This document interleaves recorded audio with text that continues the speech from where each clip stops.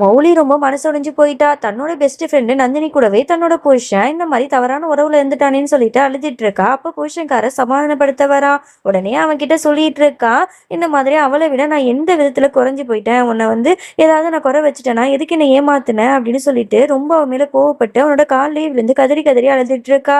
இதெல்லாம் பார்க்கும்போது அவனுக்கு கஷ்டமா தான் இருக்கு. அப்ப குணாலோட அம்மாக்காரங்க வந்து அவனை கன்னத்திலேயே அரைஞ்சு ஒழுங்குமதியா வீட்டை விட்டு வெளில போன்னு துரத்தி விட்டுறாங்க.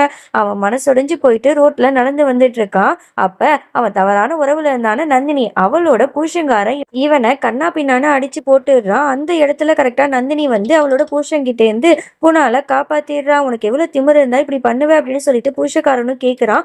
ஆமா, இது வரைக்கும் நான் உங்களை பார்த்து பயந்துட்டு இருந்துட்டேன். இதுக்கப்புறம் வந்து என் மேலேயும் சரி குணால் மேலேயும் சரி ஏதாவது உன்னை கைய வச்சினா உன்னை நான் சும்மா விட மாட்டேன் அப்படின்னு சொல்லிட்டு மிரட்டி அவனை விரட்டி விட்டுடுறா.